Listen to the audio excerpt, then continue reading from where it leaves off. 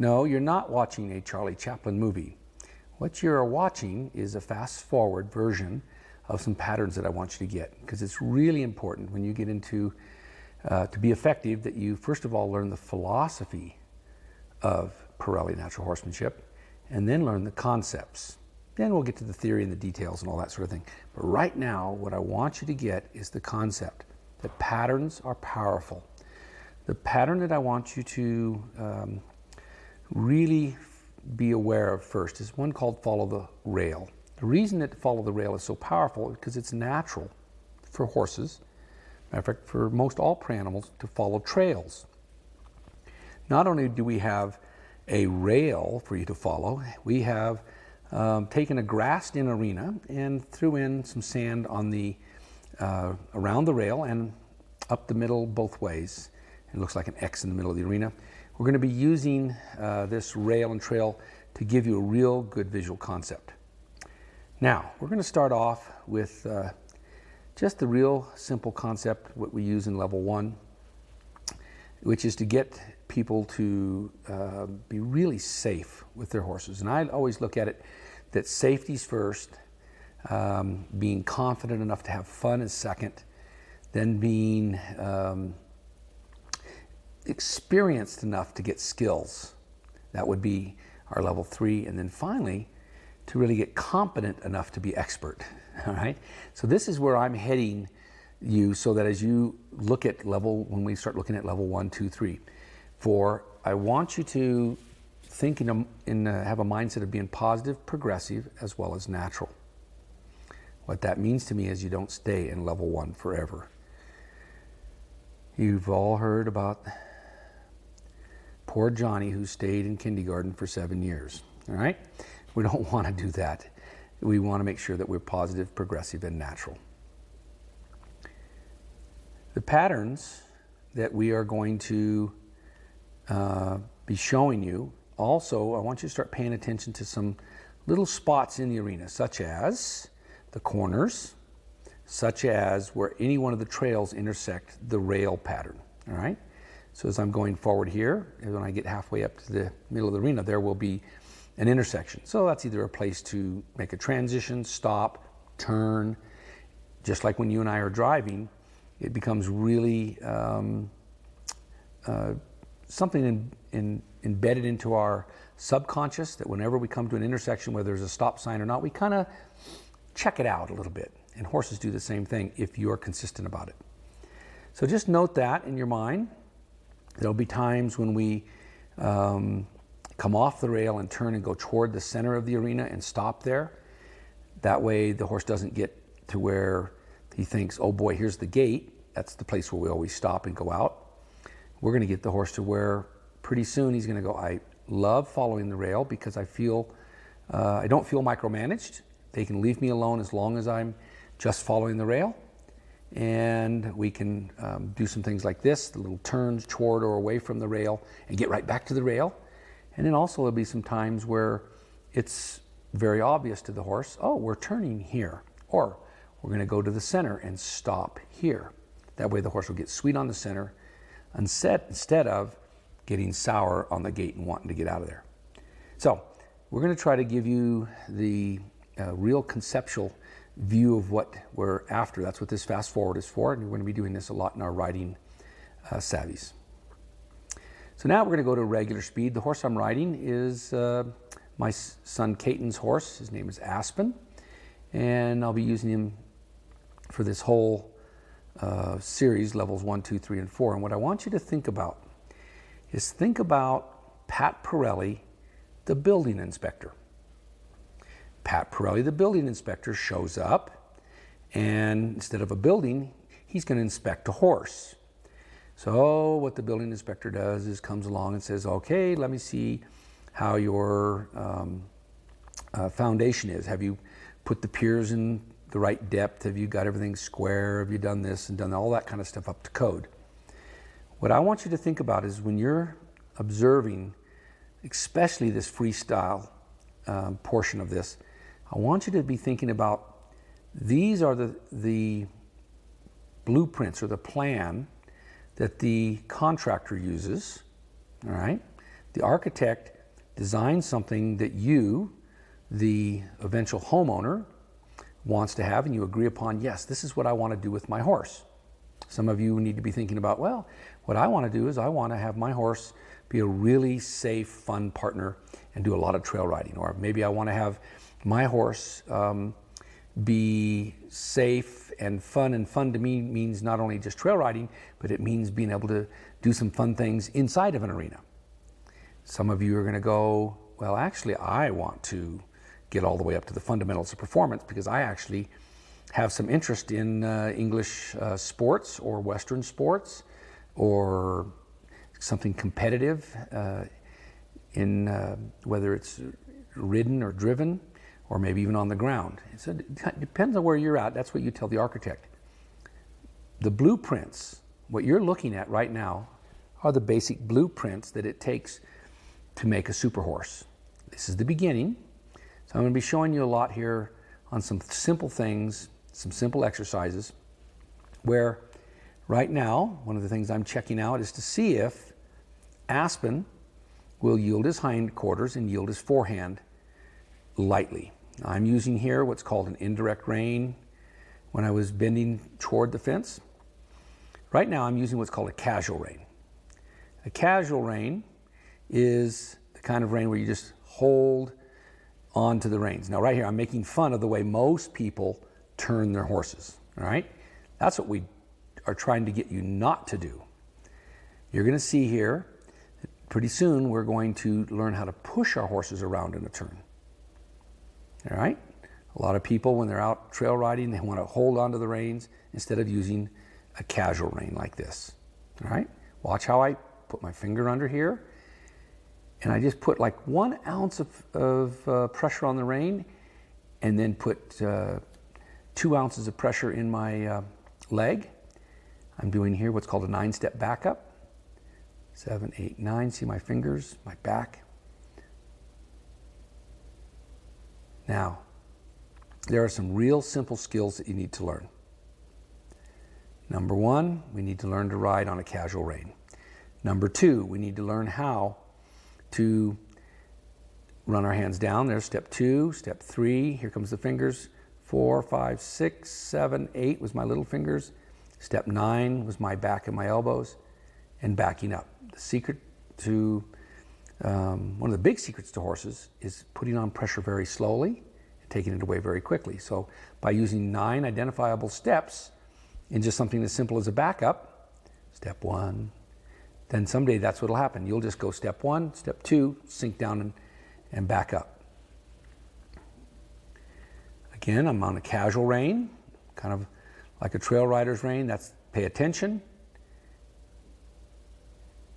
And then I sat down to a stop. And when he got settled into his halt, then I went back to at ease. So start thinking about how simple. I picked my reins up and caught his attention. Then I gave him a cue to go forward, which was just simply opening up and making a suggestion with my seat. And then if I had to, just squeezing with my legs. If I could get you not to do something, it's kick them to go. All right, that was an indirect rein and a direct rein. Let's watch again.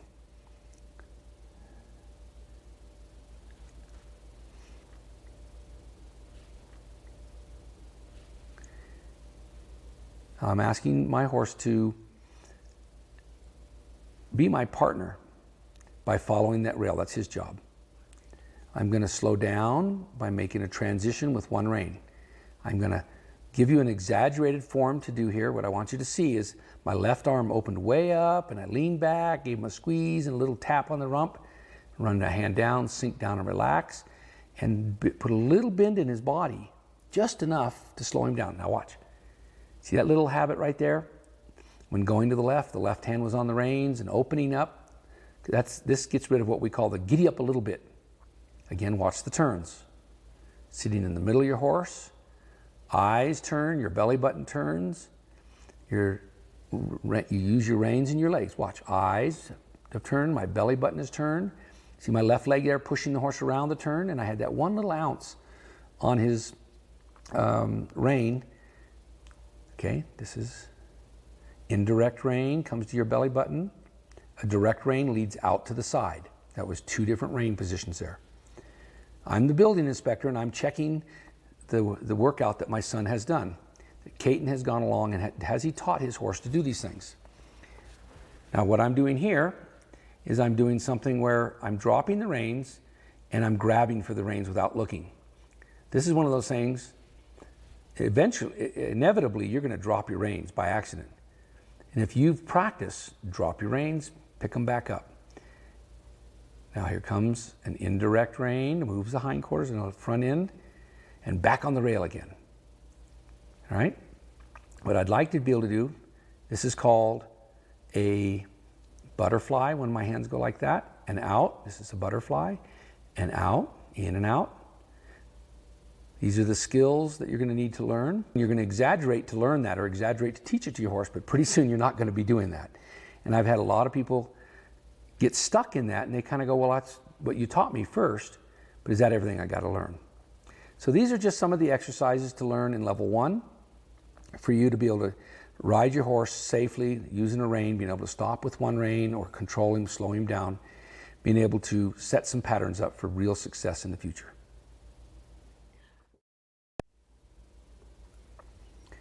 Well, we're back on our Charlie Chaplin horse here. Aspen and I are going to give you some concepts again in fast forward so you really get the idea. It's not just once around the arena and that sets a pattern.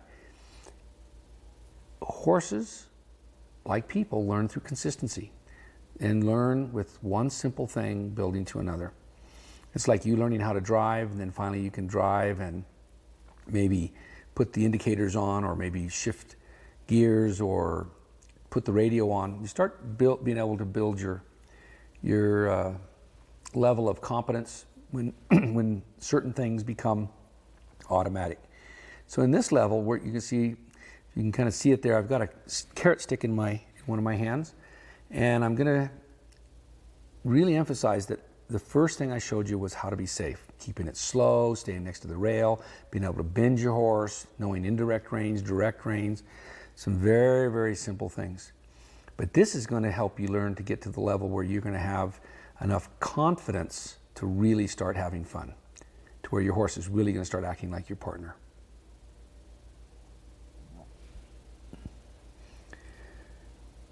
You know, this carrot stick has been the subject of much controversy over the years.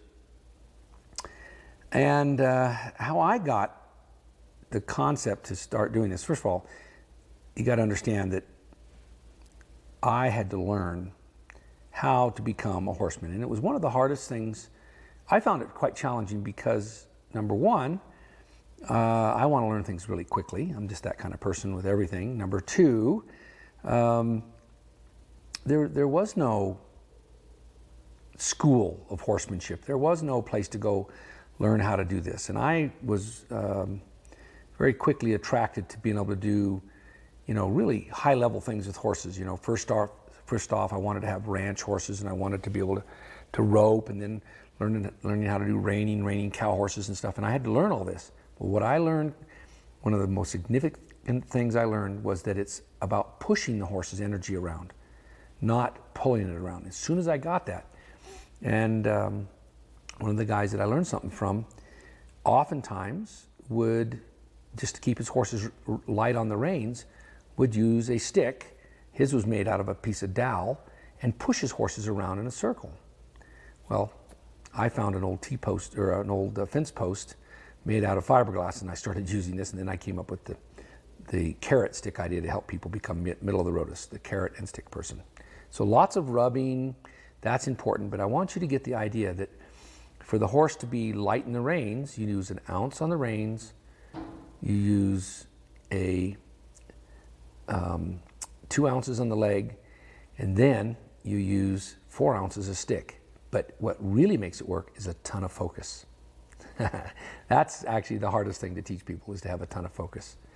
I'm doing something here. I'm standing to the trot. This is one of the things in order to get confident now, is I want you to get to where you can just go down, up, and then stand up and stay in that saddle without leaning on the horse, then go down and up. This is the easiest way to teach people how to get the rhythm of posting, to learn to stand the trot. Of course, a lot of people can't stand to trot, pun intended.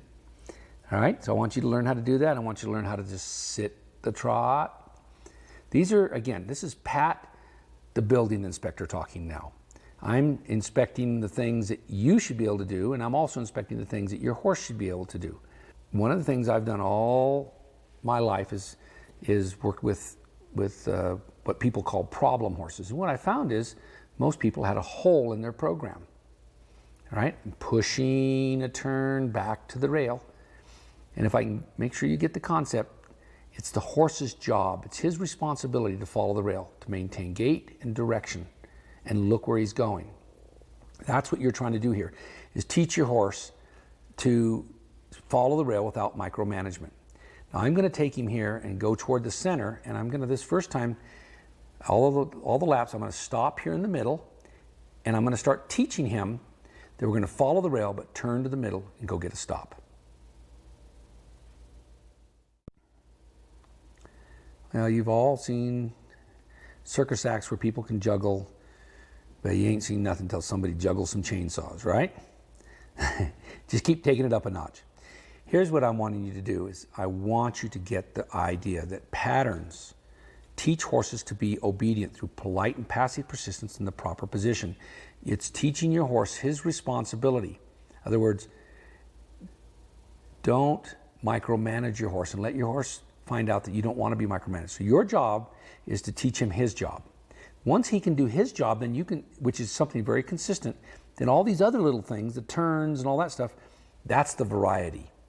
But it ain't going to work. It's going to all fall apart when you, at 40 miles an hour, when you, if you haven't really taken the time in the very beginnings of this and do the very simple thing, which is really making sure your horse will follow the rail. Now, you're seeing lots of different things here, and you're also starting to see that I've got the reins down and I'm only using 2 sticks. Please don't start here. Don't say, yeah, that's the part of this thing, this program where I want to start. Go through and painstakingly go through each little thing and go, is this working? Is this working? Is this working? We're going to make some things really consistent, and that's what patterns are about.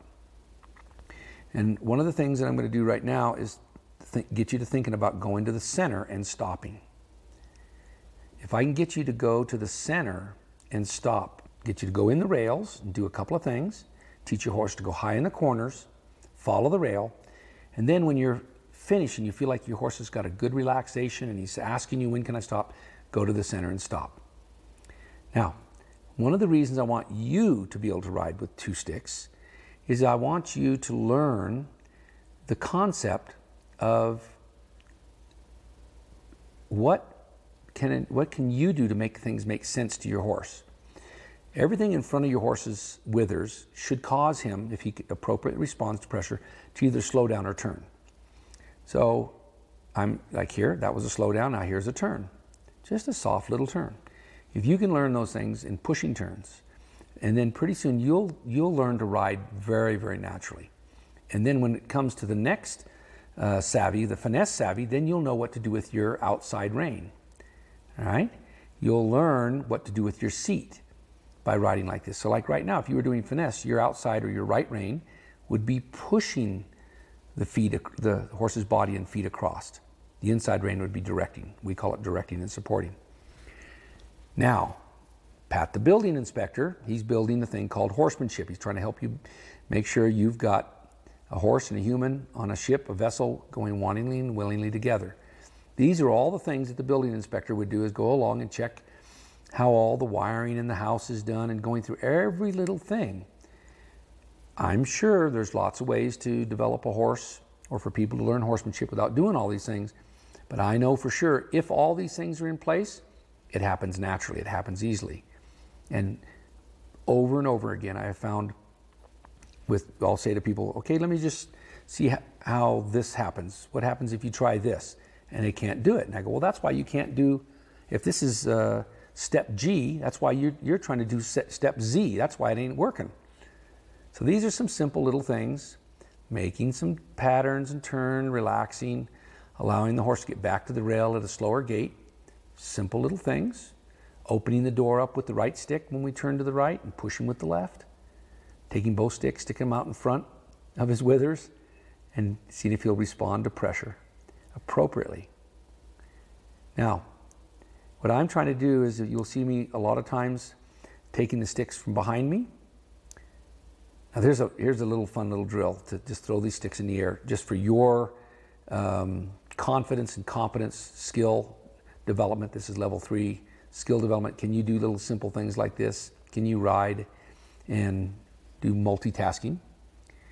But when you see me pushing pressure behind with the sticks, anything I do, or in front, it's don't make me use the sticks, because I want to get you to do it with just a suggestion.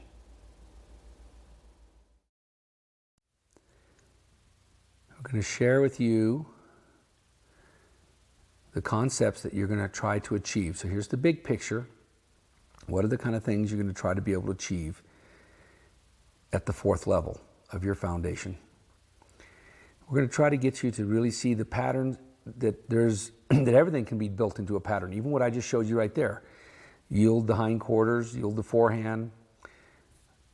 If you can get in your mind how powerful patterns can be with prey animals, then you're going to, in your developmental time with your horse, put more effort into sticking with those simple patterns and making sure they get the simple ones first. Then what you're going to do is get to have a lifetime of enjoyment, because your horse will know his responsibilities. This is part of the act like a partner by maintaining gait, direction, and looking where you're going. That's your job. Those are your 4 things. And what I will do is act like a partner by having an independent seat, thinking like a horse before I think like a human, and I will focus on where I want us to go. So the patterns are good for all of that, bringing that together. So the simplest thing is follow the rail, and when you make the turns like you just saw there, it's the get back to the rail.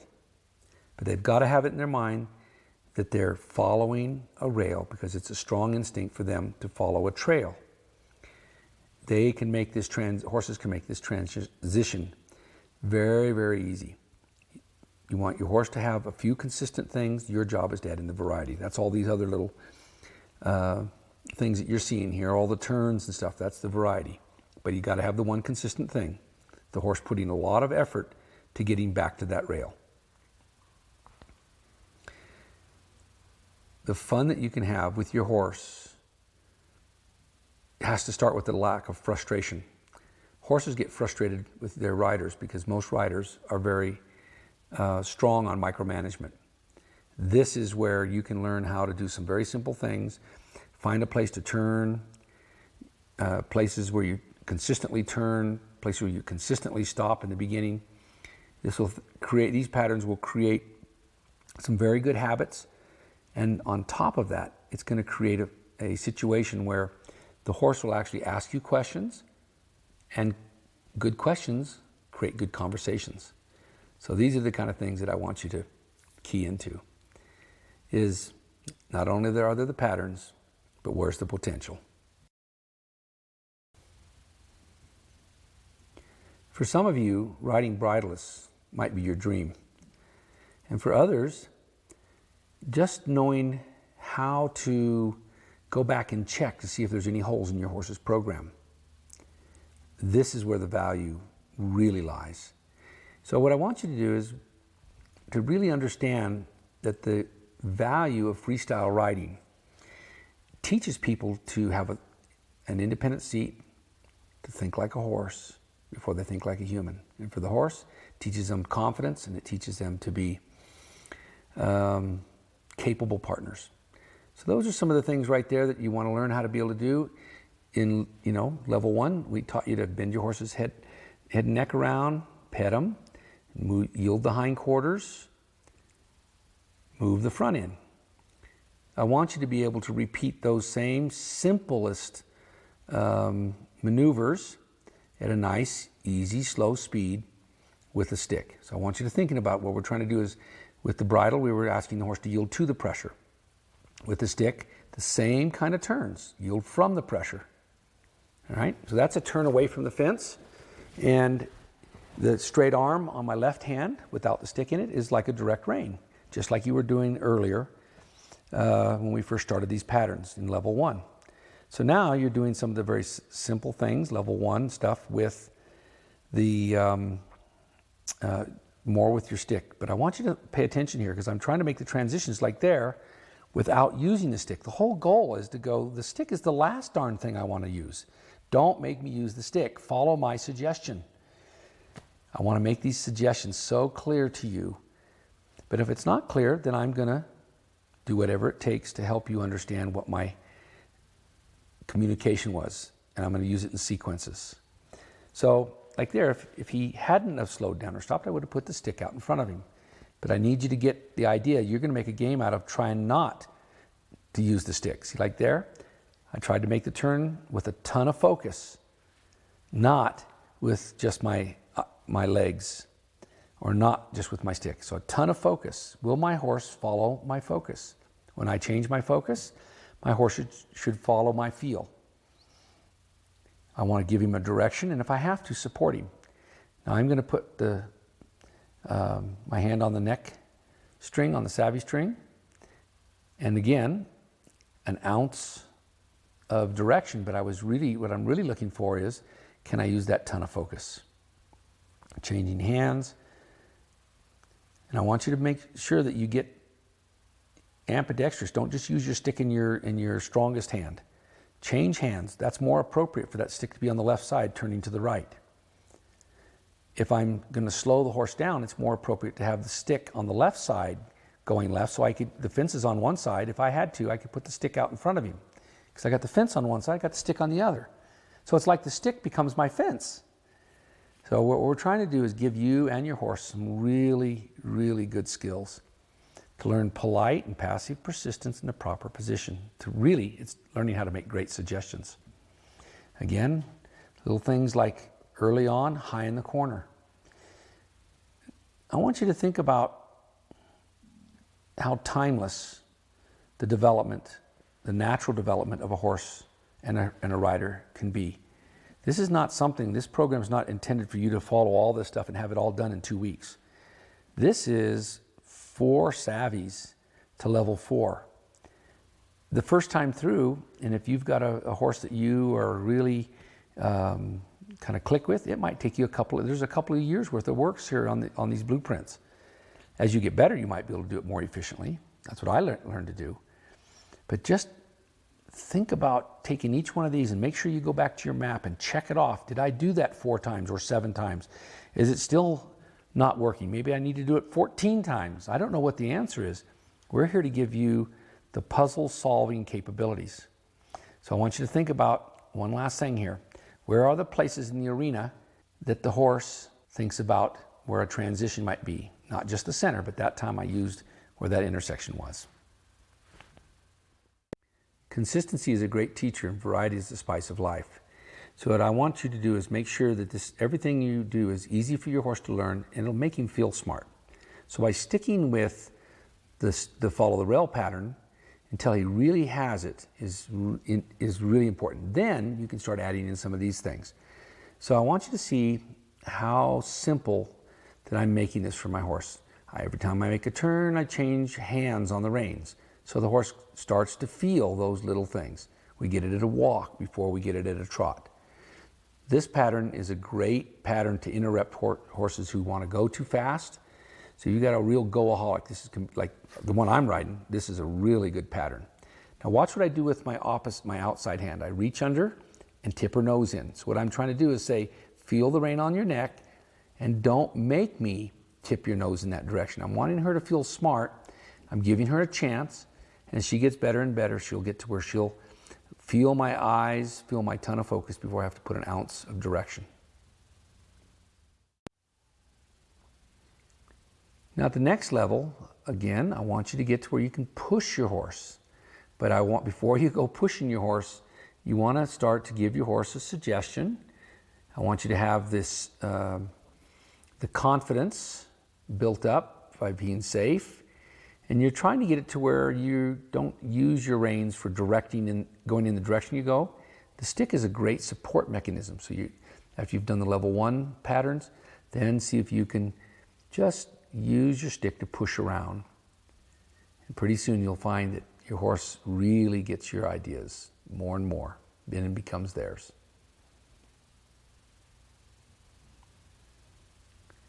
Doing the pattern enough until a horse like Vanna relaxes is really important. So as you notice, I didn't just go once or twice around, but I'm following it through here till she's really starting to say, are we doing a figure eight? And I go, you darn rights we are. Atta girl. Down to a relaxed walk. So if we just keep following our concept here, and now we're going to go to 2. So the stick on the inside is going to open up, the other stick is going to push. What you start being able to do is start using your sticks, maybe even to help their shoulders get in the right place. What you're trying to do with your horse is become your horse's coach, all right? So what I like to do is be saying with, kind of having a conversation with my horse. Now, if you'll just widen out here, now slow down in here before you make the turn. So the horse after a while gets smarter and smarter. And they get smarter by making things simple. Now I want to make sure I can back my horse up. I also want to note that you don't have to do this out of the arena. We did this for the convenience of a nice place to be able to shoot this. So if you were going from follow the rail to something like this, you could just put the barrels inside the arena and be able to get yourself to where you can come down, stop, and back up.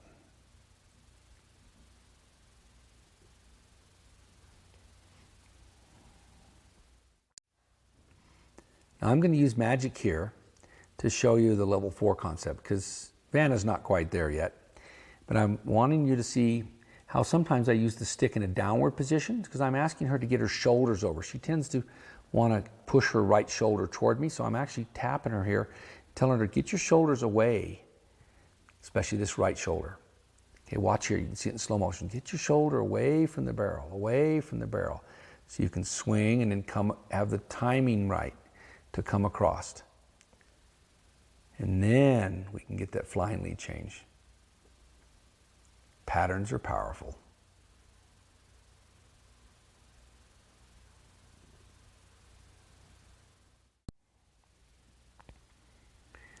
You're probably starting to see a pattern with the patterns. Those of you that did the online saw that the online savvy saw that we went from the figure 8 to the weave, and just really, again, patterns combined together make a program, and the program really works when online and Liberty build the freestyle.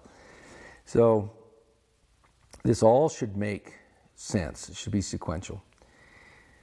What I'd like to do is get you to understand that by now your confidence should be up, your competence start to rise, and you want to start being able to do something that's more interesting, more fun for you and your horse. So instead of just a figure 8, we take that and double it, and we've got a weave. So one of the things that's really important for you to understand is that your horse needs to go zone by zone through these patterns. Like zone 1 needs to turn, then zone 2, zone 3, zone 4, then zone 5. So sometimes you'll see me pushing. This is Aspen here. I'll push him a little more or circle longer. Like there, I asked him to get his zone 1 over where it belonged. So that's the goal of your rein, or what your sticks are supposed to do. When he gets his zone 1 where it is really right, then everything gets really smooth. There, see, zone 1 came through there really nice. So it takes more skill to use 2 sticks instead of your reins in 1 stick, but it also takes more skill to be able to use a bigger curve than sometimes a straighter set of curves going through the barrels. You're starting to use your eyes, your belly button, your legs, and your reins. It'll take a little more skill to be able to rise with the diagonal of the trot that you're on, be able to canter. So these are the different type of things that I want you to start thinking about, is that each level has its objective.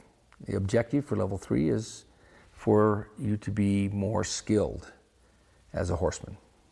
So make sure you don't try the level 3 stuff until you're confident and feeling safe. But it should just be a natural sequence. Zone 1's got to get through there. There we go. Again, if your horse got going too fast, or like right there, I might ask him to circle that barrel.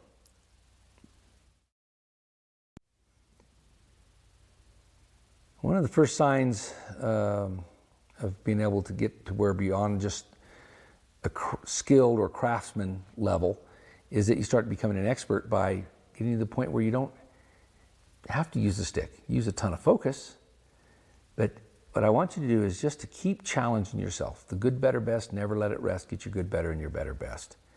So if you can get to where everything is just coming through, where you're able to walk, trot, and canter, turn, have it smooth and easy, make it look like you've done it a million times before, make it look like you've just started this, then that's where people can actually look at you and go, wow, look at that guy, he rides by the seat of his pants.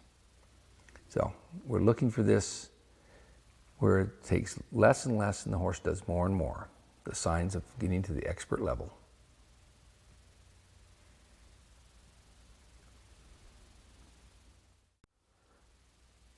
One of the first things that we gave you as a concept was the consistency of the follow the rail pattern.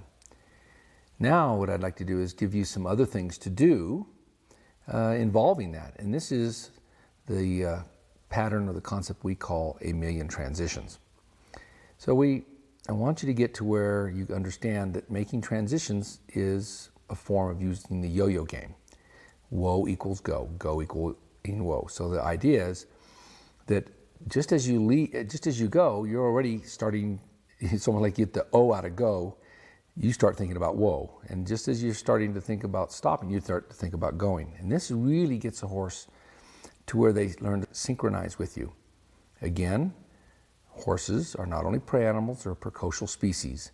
A mare and her foal, they get into this same synchronization where the foal synchronizes with the mom's mental, emotional, and physical states.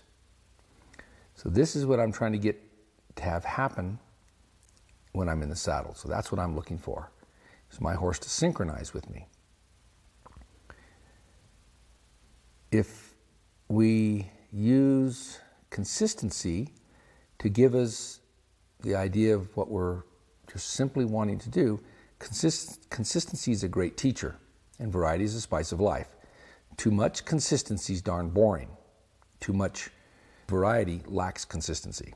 So it's always a blend, and one of the things that I like to use is 80% consistency, 20% variety. That's kind of the concept that I use. And I've seen people where they've followed the rail so much that they actually will dig a trench going around the rail. Make sure you don't do that.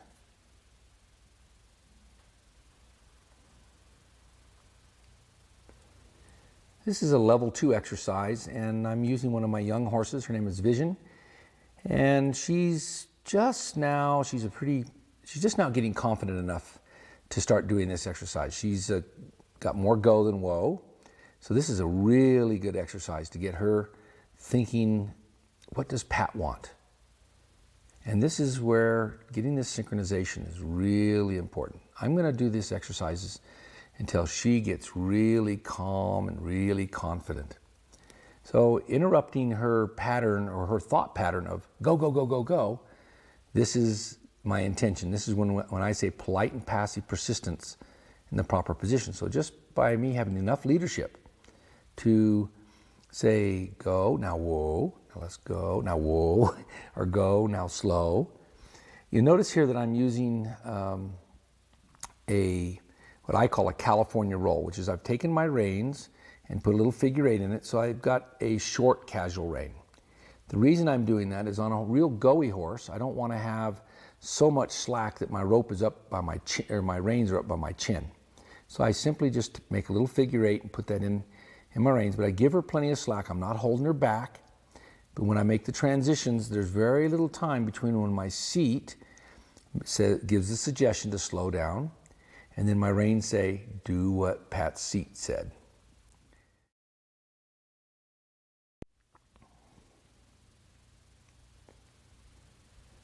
We're going to use magic for the level 3 and 4 portion of this program and pattern, and just trying to give you examples of what is appropriate at a certain level.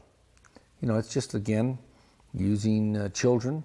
It's you can't expect 5-year-old children to behave like you can expect a 12-year-old child to behave, and you can't expect a 12-year-old child to behave like you would a young adult, and on and on. The idea is that I'm trying to give you some expectations so that you can learn how to expect a lot, accept a little, reward often. I want you to learn how to be particular, progressively particular, without being critical. These patterns will give you so much leadership in your horse's eyes. Your horse will think, you really must know what you're doing. That's the being particular part. By being passively persistent, but like here, by interrupting their go, go, go patterns. Again, I'm riding Magic. She's a real go, go, go kind of horse. This is what gives me that being able to be particular without being critical feeling to her, because I can do less sooner instead of more later. Before she thinks about, instead of go, turning go to gone, I say go and now slow. So these are the kind of the ideas that we're going to try to do with the patterns that we're going to show you at this level. One of the things that I know intimately with my horses is what's really going on the inside. Have you ever watched a duck swimming on a lake? A duck looks really calm, but if you could see what it looked like underneath, those feet are going 1,000,000 miles an hour. Well, that's Magic. She's not only a right brain introvert by nature, but she's got a high spirit. She's like riding a hummingbird. All right? You don't think of hummingbirds being naturally brave, do you? They're kind of real flighty, and off they go, almost the flight of the bumblebee. Well, that's what it feels like with Magic. And what I've learned over the years is by interrupting that mental pattern. In other words, we call this 1,000,000 transitions, to give you the idea that it's not just a couple of transitions. It's not just once in a while. This is one of those things where you can get your horse really in tune with you and your thoughts, because your thoughts are your suggestions. Everything starts in your mind, goes through your body, down your legs. Before it goes down your legs, it goes through your seat. We're trying to get it to where your horse feels what's going on in your seat. Now, like right there, that was a good example where she was thinking canter, because it's easy for her to go. But I kind of played with her there until she walked off with me. Then we cantered. Trying to get those downward transitions, trying to get it to where it takes so little, just have to just relax, think about it and just relax, finding a good ending place.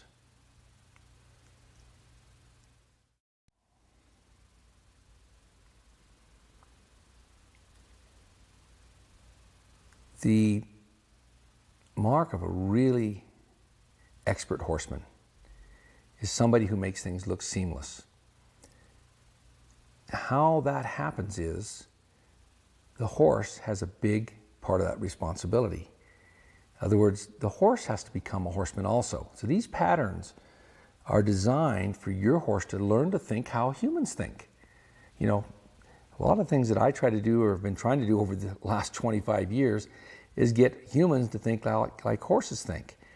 But it's really, there's a symbiosis here. And if you can start to understand, again, the power of these patterns and the power of being polite and passively persistent, this is where your horse is going to become a part of you. And there's nothing you can't do when the horse becomes a part of you. My goal is to help you and your horse become a horseman, a unit together.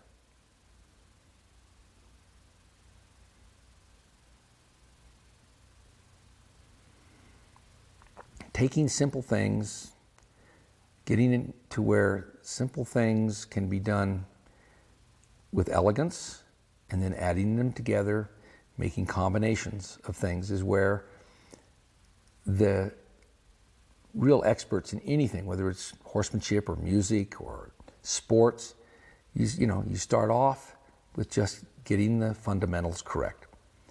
So as we go forward here into the next level, what I want you to start thinking about or start observing here is, can we do some of the simplest things and start getting combinations? Can we build up to where we can not only get the left lead, can we get the right lead? Can we get the left lead without turning? Can we get the right lead without turning? Can we start to get some things that are either you've got a really well-trained horse and you paid a lot of money for it, or you're such a good horseman, you know how to get these things to happen over and over and over again. That's my goal. I love it when you see ads on TV like, you can do it, we can help. That's what this is all about. Can I get that left lead on a straight line? Can I get that right lead on a straight line? Again, simple things done elegantly, built in combination, built in succession, is what real horsemanship is all about.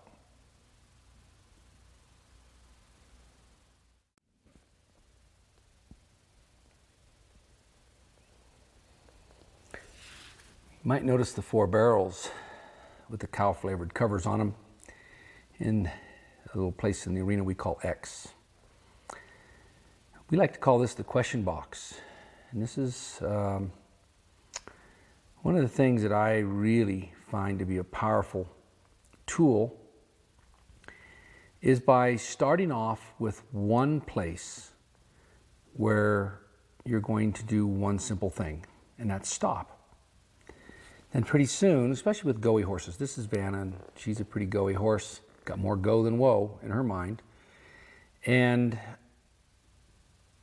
the easiest thing in the world for her to do is say, are we going? Are we gone? Are we out of here? Rather than say, are we going to slow down and stop? When do we relax? I want to get whoa equaling go. I also want you to notice that most of the patterns so far involve either straight lines or fairly straight lines. Now we're really going to start concentrating on the circling game. So here's a way we can incorporate the circling game and making transitions or stopping. So now we're kind of getting, in a sense, anytime you make a transition or stop, it's a yo-yo game. So we're just going forward, and we're going to get up to where we have a place where we can consistently stop and getting a horse to ask us questions every time we head toward this box. So we're going to start here at level 2 and then head on up. Getting a nice, calm, rhythmic walk. Matter of fact, if you use rhythm as your meter for calmness or relaxation, one of the things I've done is on horses that are tight and tense is that their first thing that happens is that we might notice is you might notice the rhythm starts to change. They start walking quicker or with a hurried pace. So just getting a nice rhythm in a walk, walking through this set of barrels here, and at that point, making some kind of a change. You saw her quicken her pace right there. There's an example of the rhythm changing. What we want to do is get the rhythm and the relaxation even when we make little slight changes there. So I call this the question box. The goal is to get the horse asking you questions. You want them to learn these patterns. Now this is a pattern involving some circles. So we've got the cones set up so that we can know what a nice perfect circle is. Now what we did is we took a rope and drew a circle from the center of the question box, started from the center of the question box, went out to the center of that circle, right straight toward that cone, and then drew us a circle. So we knew what a perfect circle was. So I haven't got a set of cones on the inside. You can if you want to make the small circles. So basically I've got, around a 20-meter circle out on the outside and a 10-meter circle on the inside. And what I'd like to do, like the other patterns, is get to where I can stay very neutral. So neutral to me, going to the left like this, is that I'm looking left and my body is arced left and I'm thinking about going in a circle. That's what neutral is. I'm in a position that's congruent with having a circle. Then stopping and relaxing in that circle.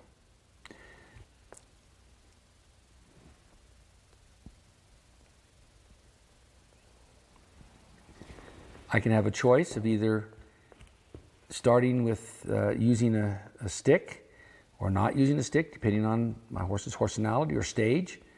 I think what's really important is that your horse thinks about staying on the line of the circle.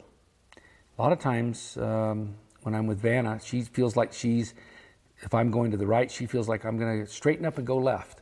So this is where a lot of times with her I might use a stick.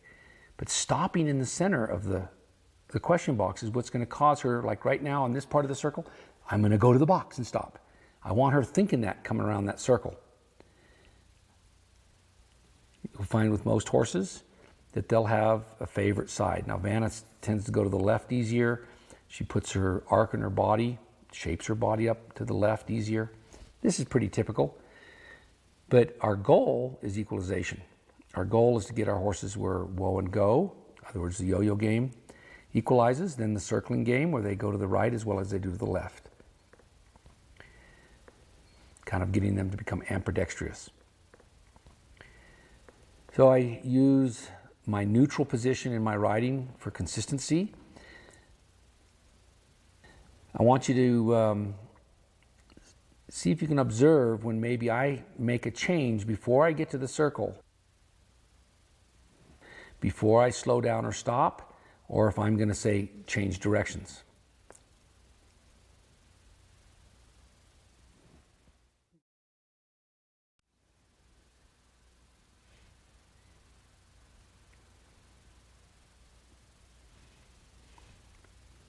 Same pattern, just taking it up a notch. What I'm really looking for is to see if Vanna is really asking me questions, like right about this part, when she comes in there, is she saying to me, am I going to stop? Now see where she's actually stopped before we got to the middle. A lot of times by the time she got her feet stopped, got all of that body mass of hers, she was way past the X. So what I'm looking for here is for her to even get the quality of her questions better. And I want that by her putting more effort into coming around that curve heading toward X, and to almost presuming that we're probably going to stop. So this is one of the things that I'm looking for on a real go-y horse. A horse with a lot of spirit, a horse with like a right brain extrovert. These are the kind of horses that oftentimes you really want to get them to asking you the question, are we going to stop?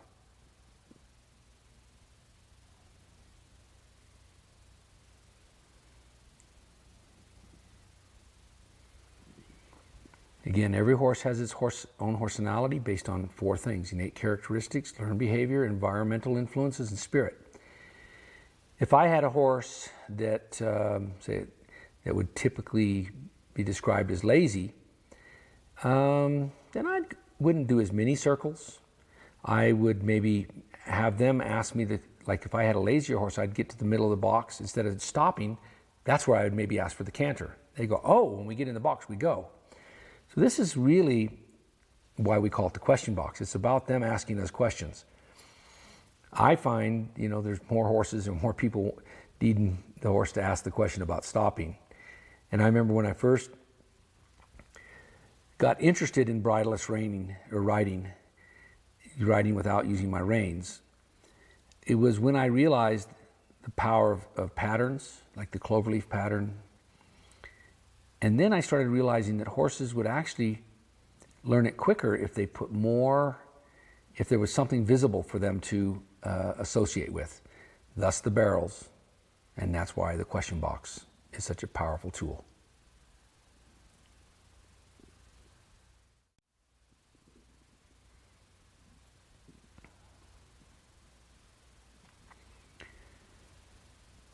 One of the things that the question box, as we go further up, we started off with something very, very simple, but we start wanting the horse to ask us, how are we going to leave the box? So now all of a sudden we left out that way after we did a series of spins. So the question box is about the horse asking us questions. We're going to start with something simple and head to more and more sophisticated conversations with our horse.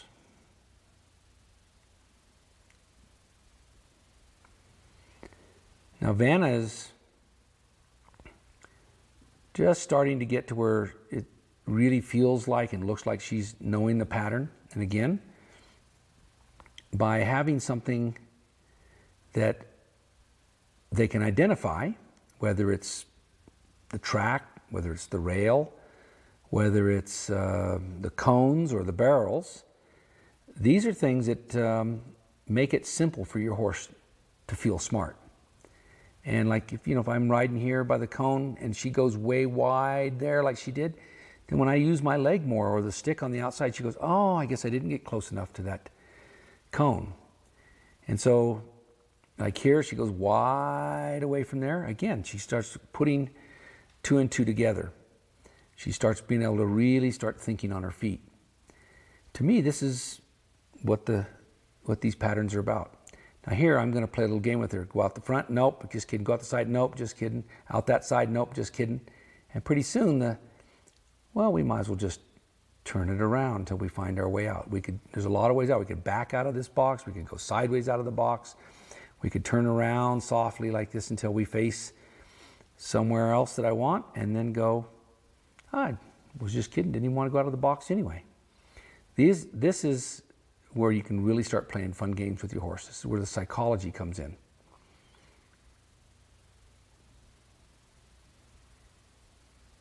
The box also can help, like there, where she realizes she's got to stay in the box while making those turns.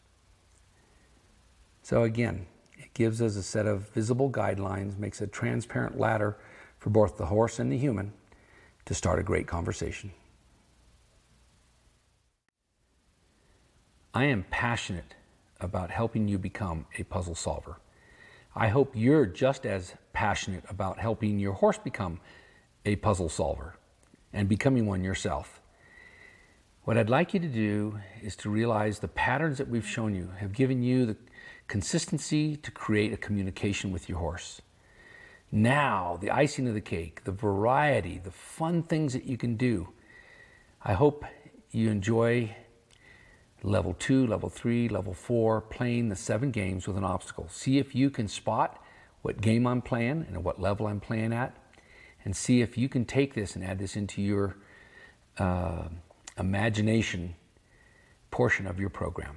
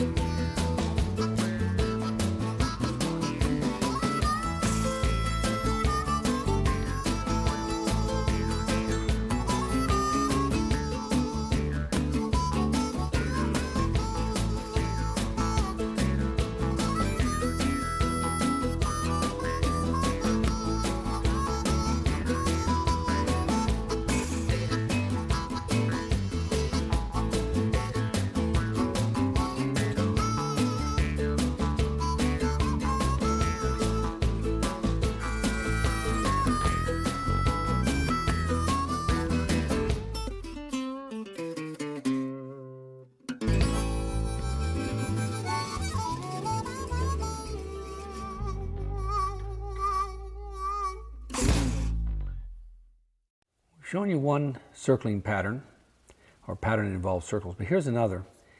And I've circled barrels, cones, trees, horse manure, dark spots on the grass. I'll tell you how I learned this and learned the power of it. I was doing a clinic years ago and had a student whose horse really she would get scared and wanted to run off. But she had a friend with her that the horses were pasture mates. And I said, just circle around your friend's horse. And that horse stuck to her like glue. And she could lope a circle as long as her friend stood there, because her horse was attracted to that. If her friend would stand her horse in the corner, then the horse would always be trying to run down to that corner. Well, pretty soon after a couple of sessions, I got her to where we stuck a barrel there and had her lope the same circle around the barrel, and then would go over and put a little grain on the barrel. And pretty soon that horse got it. And then she went from a barrel down to a cone, and went from a cone down to just a spot on the ground. In other words, as long as she could draw a circle around something and having something physical that the horse could identify with, this lady went from being way out of control to being in control, because her horse, she'd caused her ideas to become the horse's ideas. And then finally at the end, they both had the same idea. So that's the power of it. And whether you're using your reins or the carrot stick, the idea is to get her to put her nose over the top of those barrels and to find that relaxation, find a great spot that she feels safe and she feels comfortable. I'm looking for the horse to identify, or to give its mental powers that it has and put it into the efforts of what I'm wanting. So this is where the power of the bullseye gets you started.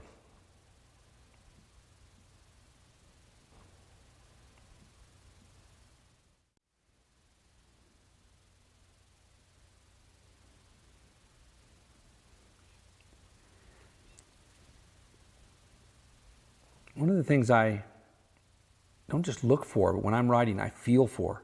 So I want to feel where my horse's thoughts are.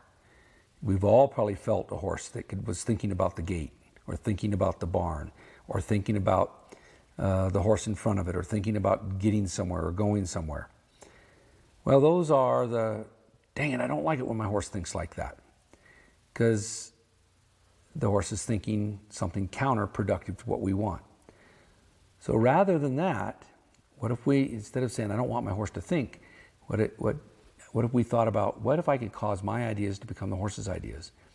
And at this level, what I'm really feeling for is how much is she thinking about the barrel? How strong is it? And if I can get her and stay on these patterns until she sees a barrel and goes, I get it. Or sees a tree and goes, are we circling around that? She's asking you the question. And pretty soon they'll put a lot of power into it. They'll do at least 80% of all of the effort that we need in our partnership. Our part is to stay focused, stay out of their way.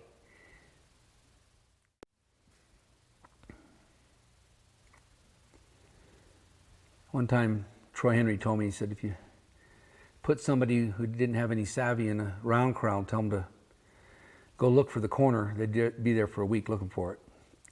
But this arena's got corners in it. Not all arenas do, but this is a pattern that can really help you on straightness and getting your horse's mind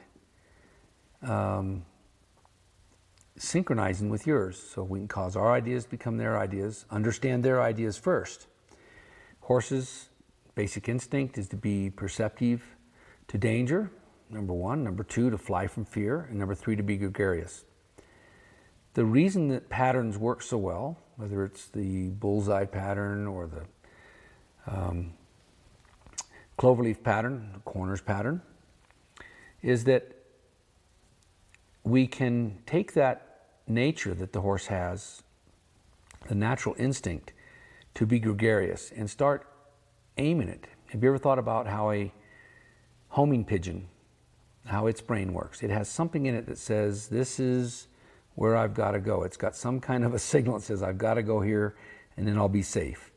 Horses are the same way. And so we could take that instinct and by, whether we stop in the question box, stop in the middle on the clover leaf, or go to the corners, they can get that sense of arrival. They get that sense of safety. And this is where I found that using the corners game can really start a great conversation. It's another pattern, but it's all about creating conversations, not about, so if I can get the feeling that my horse says, are we going to the corner? And yeah, we're going to the corner. Sometimes I say, no, but thanks for asking, and I head to the other corner without stopping. Some horses want to, by nature, just blow by the corner, to not go up in deep. Like if you can imagine a horse that didn't want to go into the corner, would go across, cut across the grass. Even when I'm going sideways here, I'm saying we're going sideways to the corner. So the horse puts an effort, a mental effort at saying, I get it, we're going to do whatever it is we're doing, walk, trot, canter, go sideways, till we get to the next corner. Now this arena, I believe that it's about 100 wide and about 200 long. You can use different sizes arenas. I would advise that if you've got a horse that's got a lot of go, that you use smaller arenas. Or, like I do a lot of times with Magic, is stay on the short side of the arena. There's one of those examples where I said thanks, but no thanks, and went down to the far corner. Now that you've seen what the pattern looks like from a distance and kind of get the idea of the pattern, what I want you to think about is your focus. When I go to the corner, I look beyond the corner. And what I do is I relax when I'm getting to the corner and just allow her to look where she's going, let the corner stop her. I try to get my horse thinking about the corner, like here you can see she's got her ears forward. We're going to the corner, but I'm saying don't change gaits or maintain your gait. Maintain your direction. My focus is what gives her the direction. I was looking off over at the corner. So now she's going to go, well, which corner are we going to? Then I can say, well, I'll give you some kind of a signal. I'll pay attention. And then I'm going to make some kind of a decision in my mind, and it'll go to my focus. This time I decided to leave this particular corner backwards. The idea is to get her to ask me a question. What am I thinking? What is my idea? Okay, we're going to go back to the corner.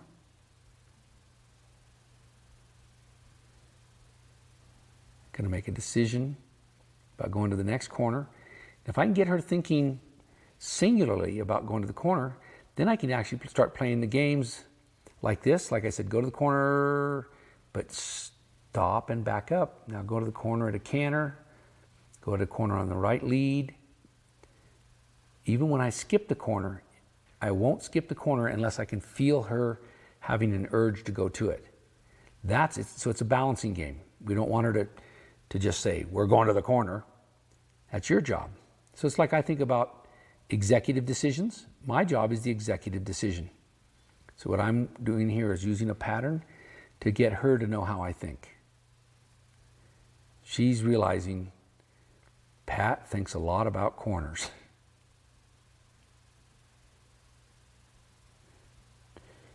There we go. So we go and sit in that corner for a while. The longer, depends on your horse, his horsenality. Now there's a good example of me thinking about side passing and focusing on that before I went over there. But depending on your horse's horsenality, you might want to sit in that corner for a long time. Magic's a fairly tight-wound right brain introvert with a high spirit level. So with her, settling down and relaxing and going sideways is one of the best ways sometimes for her type of horsenality to get her to hurry up and relax.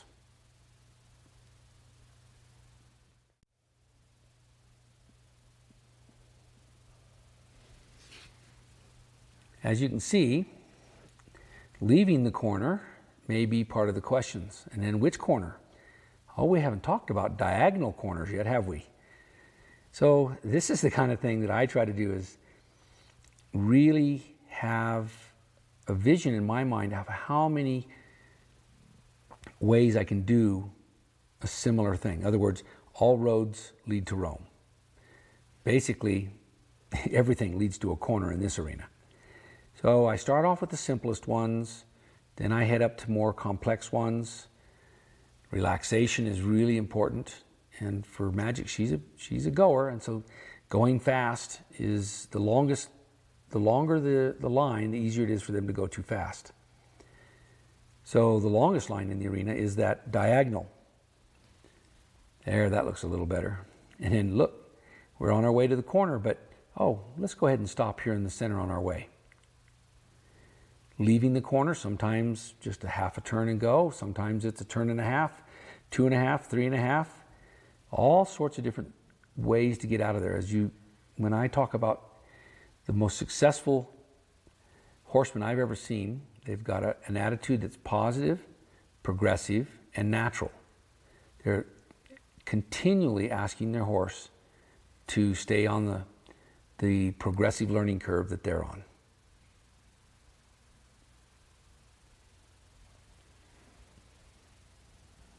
Mixing things up is what keeps it interesting, to where it's not just canter down to that corner or trot to that corner.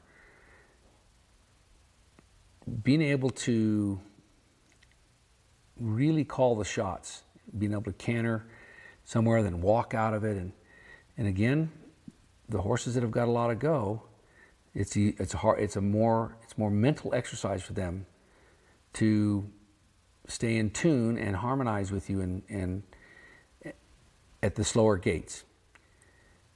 Learning for them to wait for you, to have that patience, and not to get all, gotta go, gotta turn, gotta go to the next corner. And for them to ask you those questions. This is what these patterns are all about. They're very simple. I mean, there's only 4 corners in this arena, but there's a lot of ways to go there, a lot of ways to leave them.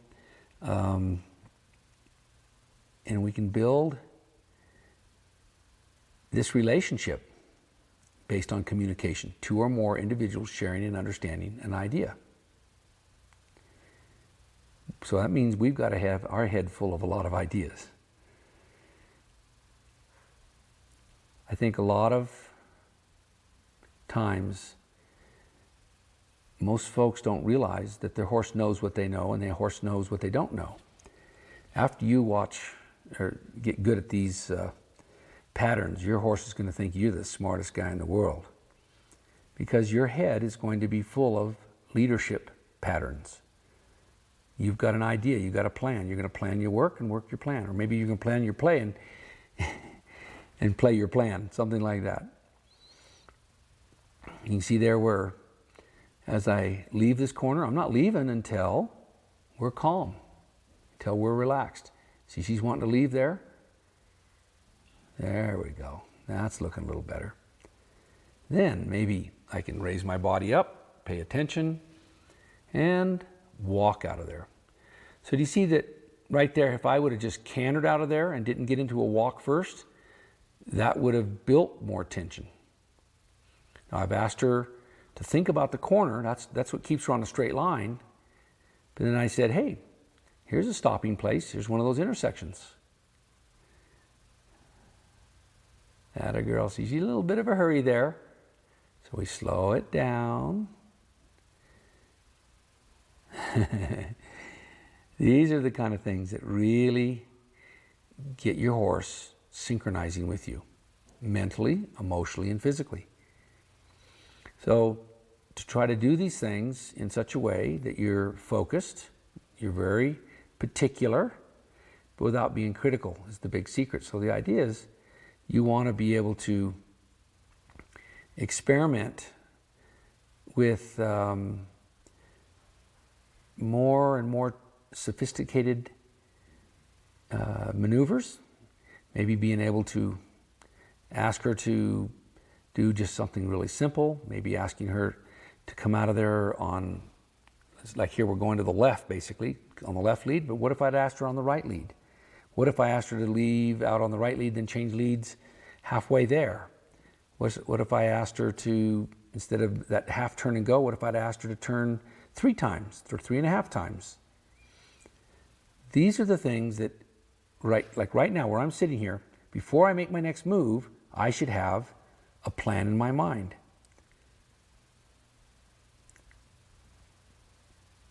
So before I left there, I was thinking, I want to head to that corner.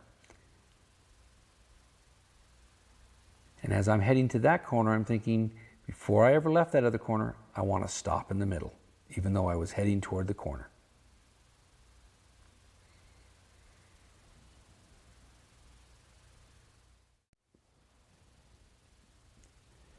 Stringing a set of patterns creates a theme.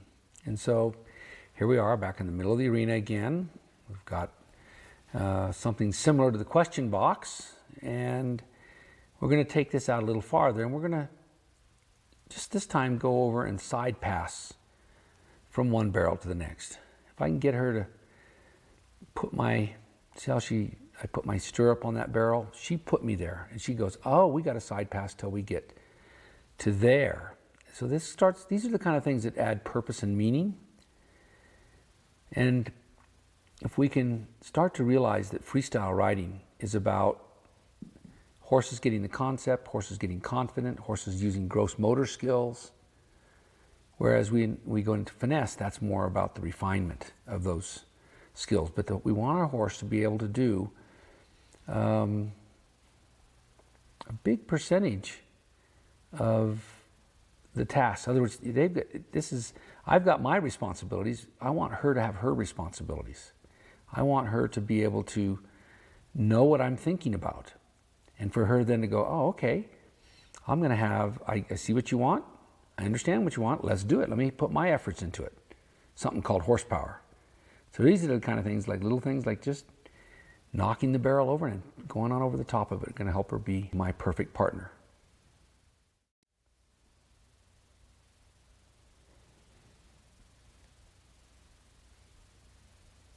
Before I ask a horse to do something, I like to go from a neutral position, an at-ease position in the saddle, then concentrate my energy, and then focus on something and do it. I like to get my horse, then when I get to somewhere, to find that at-ease position with me. I want my horse to walk up to something and go, which way do you want me to solve this puzzle? So as we use not only the patterns, but sometimes the same material like the barrels to help us create a theme.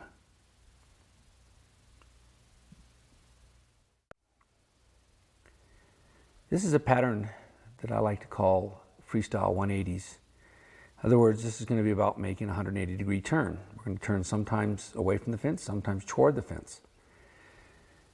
I can see a lot of people maybe thinking, oh, well, I ride English, so that's not something that would be good for my horse. When I was putting these patterns together, I always think about a horse's foundation. I always think of a foundation that's good for the human as well.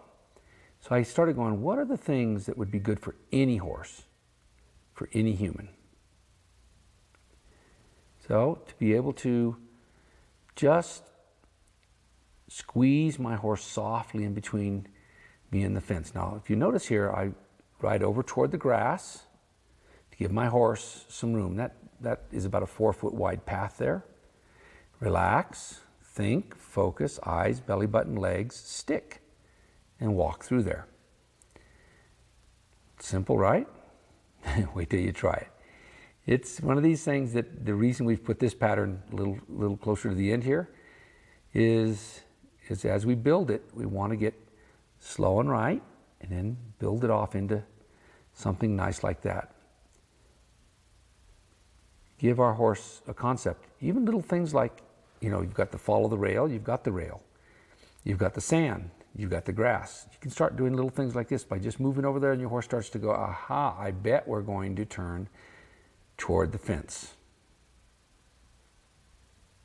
Eyes, belly button, legs, stick if I need it. Keeping the rhythm, the relaxation, no hurry in there. Now if I stay next to the fence, all right, it'd be pretty hard for her to turn right. So what can we do from here? See, we can do this without going on the grass. These kind of things are good for any horse. The idea to get our horses to where they take the responsibility of staying on the sand stairs, following the rail. Our job is focus. Let's see if we can get it again. I'm waiting for relaxation. I have to wait for a while. There we go, we're getting there.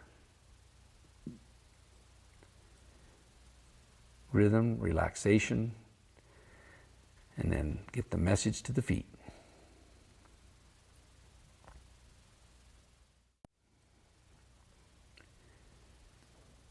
In the fourth level, we're going to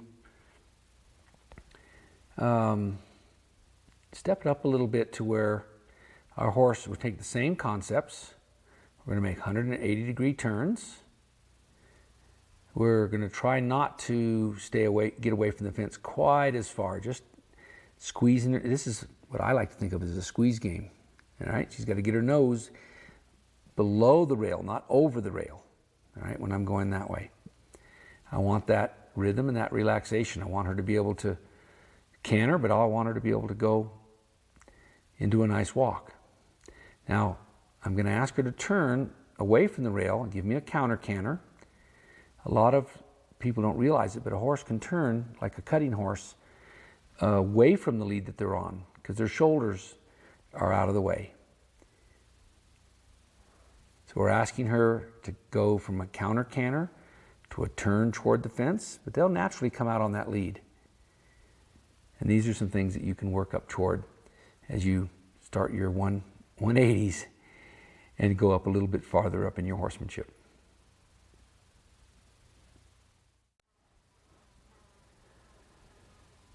As you can see by the sand, we have a designated cloverleaf pattern. The grass looks like a four-leaf clover. The whole idea of this pattern is to give you straight lines and curves. You're not just going around the rail, but you're following the trail, basically. This would be similar to a flight pattern that a lot of that they use in aviation. And we're going to try to head this always toward the center being the landing place. I find that this pattern is really good for getting that combination of I'm always going somewhere and I always have the potential to change it up. What I'm looking for here is consistency at first. So for the sake of your concept now, what I want you to do is think about turning towards center and stopping at center, but not turning at center. So if you noticed on the pattern, we're always turning left on this particular pattern right now, and we could change it. We could stop it at X and go to the right. But either way, the idea is that we're going to stay really, really consistent, and we're going to get our horse anticipating that one of these times we're going to stop it at X. And so like right now, if we were going to stop at X, the horse is putting mental effort toward turning toward it. But he never knows which time you're going to say, now this time's the time. So this is the pattern. I want you to just watch this and get this pattern in your mind. We keep all roads head to the center of the arena. We're going to stop and give our horse a reward right there. Now, those were left-handed patterns. And what if we did the same thing, but we went to the right? One of the secrets to this pattern is to stay high in the corner and turn. See how I went on the grass there? It's okay to do it there, but on this one, go as close to the fence as possible. High in the corner. You could turn on the grass a little bit if you wanted there. High up toward the fence, high up toward the corner. It's okay to turn a little early coming. So that, like there, I was a little late, see, and I almost went off in the grass. See, high at the end, high in the corner, a little early there. And that's what gives us a good landing. Let's think of that as a landing strip, all right? So I went on the grass there, and then I could stay on the sand as much as possible. Early here, late there, high in the corner, early here, and come on up to the middle, and let's get us a good stop.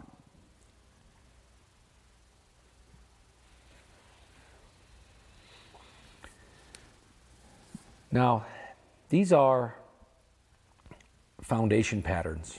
They're good for horses, whether or not the most you ever did with your horse was just a good trail riding horse, or if you wanted a horse that was going to be a performance horse. I like to think of the difference between what I do for foundation, I call it development, foundation development. Instead of training, training would be something I would do for the sport. So if I had a horse that had some talent as a dressage horse or a reining horse or a cutting horse, these are the patterns that I would still put in no matter where the horse is going to go. It's kind of like you and I going to kindergarten, elementary school, even high school. Before we specifically got some training to be a doctor, a lawyer, or an Indian chief. So these are really good patterns no matter what you're going to do. Let's go get that stop in the center.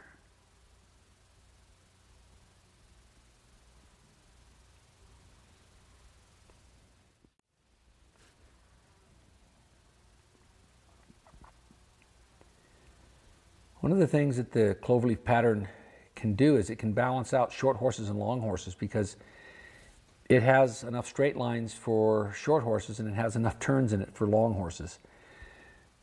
If a horse is extremely long, then I wouldn't use this pattern to begin with. But for the most part, you're going to have a lot of luck with this, and you can stay slow. You can do it at a walk and a trot. But as we get going farther, we start asking the horse to multitask.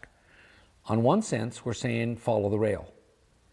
And then we're saying now turn left and follow the trail. All right, so these are the ideas that we're trying to get to, where we can get to it. I want you to watch on this pattern. We're going to start seeing how much the horse can do and how little that we're doing. So we're going to really develop a high-level partnership.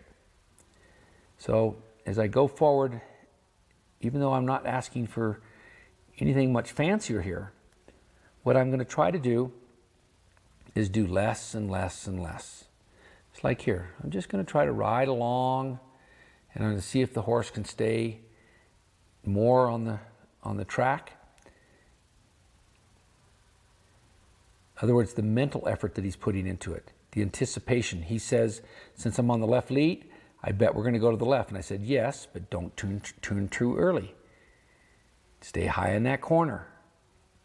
When I head toward here, I want to start looking at the corner earlier and heading there just a little bit early so I can make it. High up toward the fence. Someday I might even stop there at that fence. And if I've gotten in the habit of turning early, I'll never be able to do that. A strong focus, maybe a little faster, strong focus forward to get a stop. You got to go somewhere in order to stop something.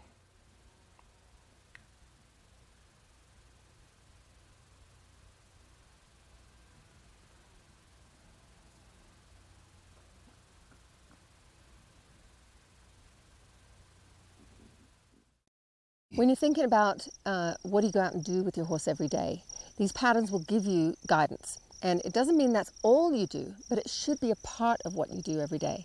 And you don't go out and do every single savvy. Sorry, okay, I'm going to go online, liberty, freestyle, finesse. You don't do that.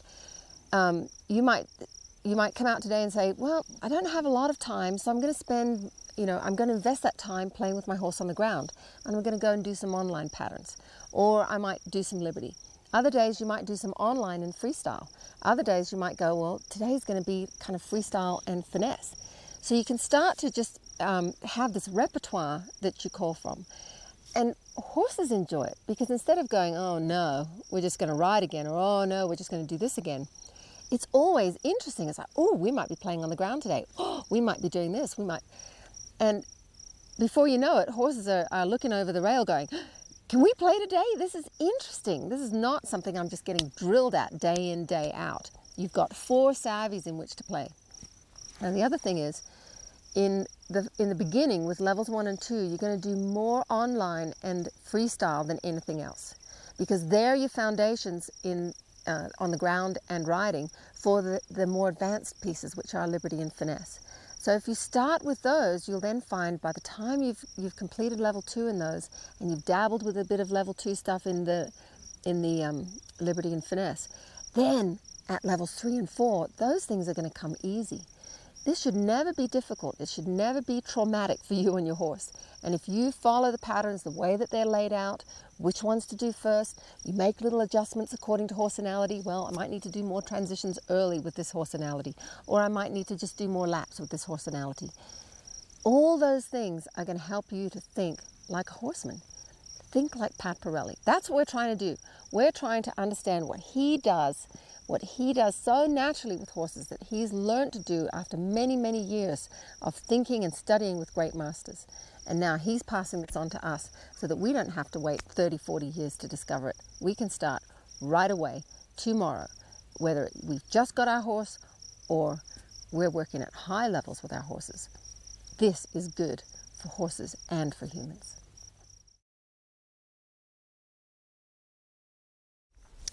Now, Pat Parelli has all this in his head.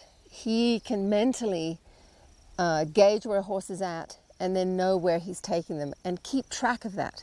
But not all of us are able to do that, especially when we're beginning and we're just taking this journey for the first time. It sometimes is important for us to keep track of that. And so on the charts that we've given you, it's a map of your progress. It helps you see what you've done and where you're going, and it keeps order in your mind, because becoming a horseman is a discipline. You know, and even if you go, well, I don't want to be some great fancy horseman, it's not about that. You're in charge of a horse, and you need to know how to lead that horse and to take him step by step and develop that partnership. And so if you can start to become a little bit more disciplined about that, you can still have fun within it, but you need to know, when I go out, what is the next thing I'm going to do? What can my horse expect today? And what am I building on for tomorrow? The Parelli program is made up of a few things. It's skills, such as the 7 games in 4 savvies. It's patterns, and then it's never-ending self-improvement. So when you go, okay, never-ending self-improvement, what does that mean? It means that I'm going to start in the level 1, and I'm going to go to level 2, and then if I want to go ahead, I'm going to go to level 3, and then to level 4. So it's never-ending progression, just little increments every time you play with your horse. But sometimes you need support. You might have questions. Oh, wow, something happened today that I didn't expect, or I'm thinking more deeply about this subject and I need help on that, or I'm not quite sure how I would do this thing. Can I get a close-up or some help on that? That's why we have the Savvy Club, because this is how we give you never-ending support. Anytime that you need help, you need to see something, you need to hear from other people who are going through the same thing. The Savvy Club is a community that does that with expert leadership. You're going to hear from us. We answer your questions. There's already thousands of questions with answers and video clips now that you're going to be able to see. So you shouldn't spend one day being any more frustrated than you need to be. When you get frustrated, it's just a lack of knowledge, or it's just a lack of knowing that, hey, everything's okay. And that's what the Savvy Club is here to do for you. We're not just giving you this information saying, goodbye, good luck. It's like, we're here to help you in whatever ways you need.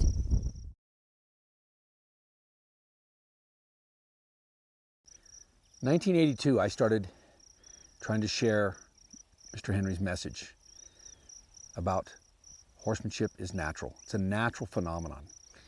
And one of the things that really surprised me was, because I wore a cowboy hat, English riders didn't want to partake. And I said, well, this is horsemanship. This isn't about English riding or Western riding. This is about, this is way more than riding, no matter what costume we wear. Well, I soon realized that a lot of people thought that if you rode with a loose rein and rode out on trails or in the pasture a lot, this was Western riding and contact was English riding. So I started trying to put this together, and all of a sudden I realized, you know what? I know that there's a value to riding a horse with contact and for precision. And I know there's a value to riding horses on a loose rein, to getting them to where they become more confident by having better self-carriage. I wasn't holding them up like I was carrying 2 suitcases. That horses learn to think, because the more you use your reins, the less he uses his brains. I was like, doesn't this sector get it? Then I started to realize the people in this sector didn't get that one.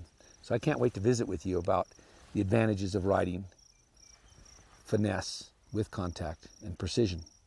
But right now, riding freestyle is something your horse would love you to master.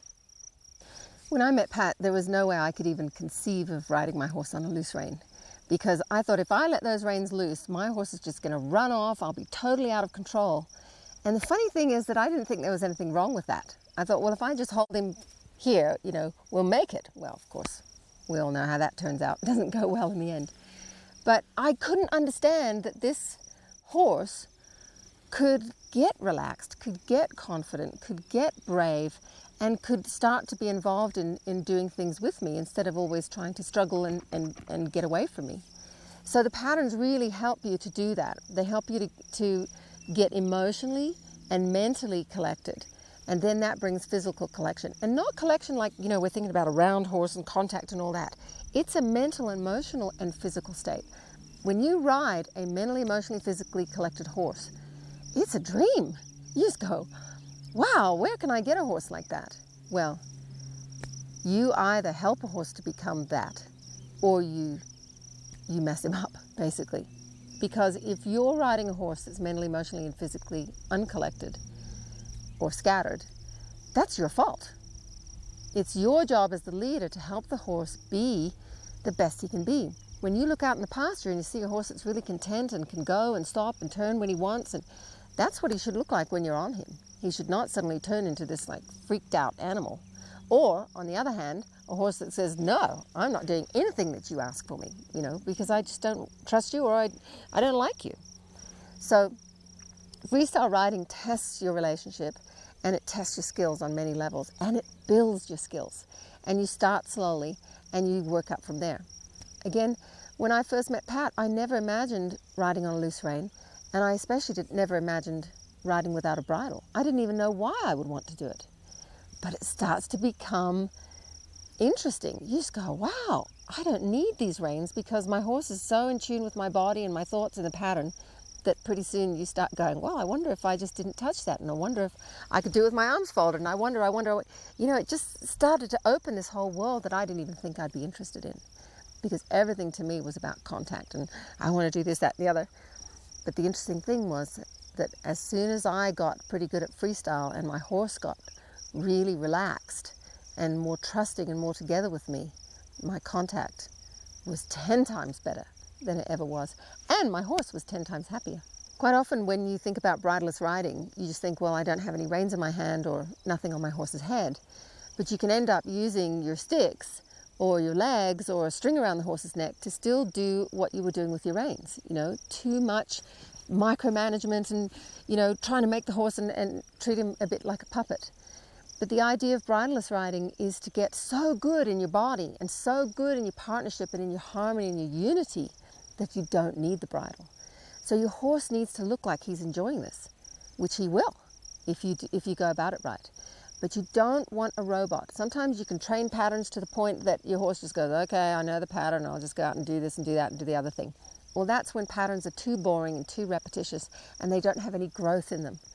And the other thing is that when you're riding bridleless and you're just going, well, don't move, or I'll put the stick here, or it's like suddenly your horse is all contained here and you're missing the whole point of what it is to ride bridleless. I think one of the best parts of this DVD that you're going to see is you'll see how everything builds from level 1 to level 4, and you can start with the end in mind. And when you watch Pat riding without a bridle and playing 7 games with obstacles, and the horse is connected and looking for what's next, that's the result. That's what you get from putting in the time and carefully developing your horse through these patterns. I mean, they're just brilliant simple patterns that will help you get to goals you can't even imagine you'll reach.